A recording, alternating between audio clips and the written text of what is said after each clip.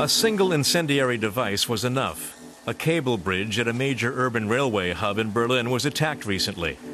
The result was a power outage and serious disruption to train traffic and mobile phone networks. Left-wing extremists claimed responsibility, but have yet to be caught. The incident illustrated society's vulnerability and has triggered a political debate. We need to look into the security of our technical infrastructure in order to understand the dimensions involved and what could potentially happen. 1 week without electricity, water and the internet would be too much for the country to take. Ich glaube, das hält unser Land Deutschland nicht aus.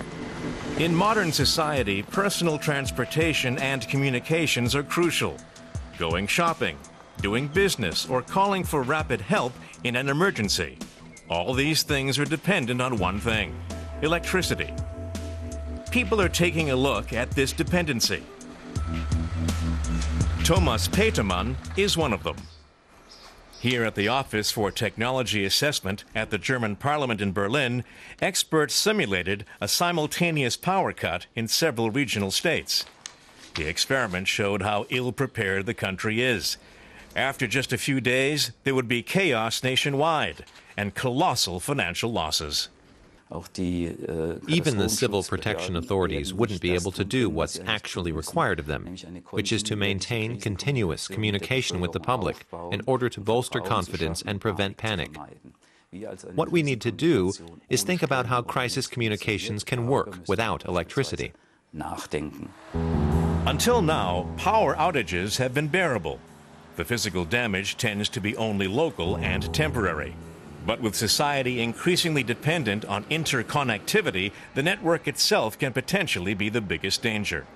In Germany, sensitive industrial facilities like power plants are not connected to the internet, but they are not entirely sealed off from the outside world.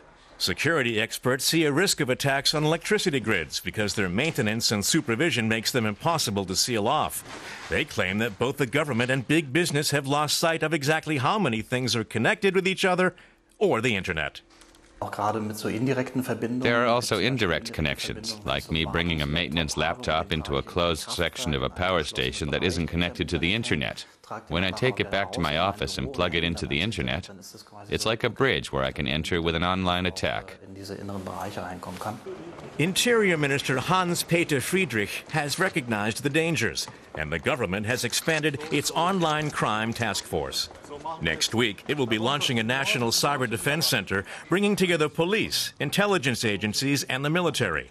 IT experts hope it will be able to detect attacks on infrastructure before any real damage is done.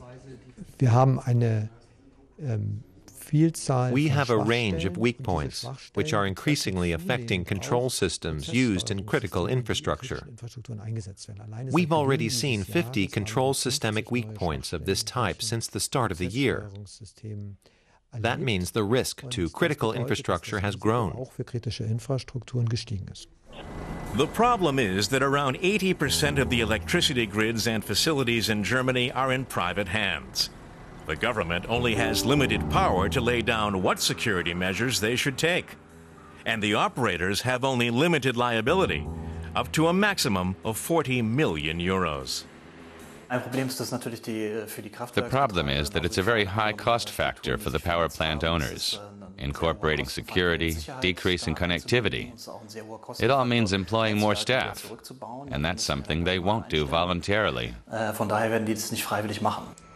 So how much can we expect industry to do to protect us? Another major debate at the moment. I think there's an increased awareness of the problem. The question is whether we're addressing the issue with enough vigor and speed, or whether the problems have already overtaken us. Many legislators are calling for stricter regulation of the energy companies to try and catch up in the race to safeguard the infrastructure society so much depends on.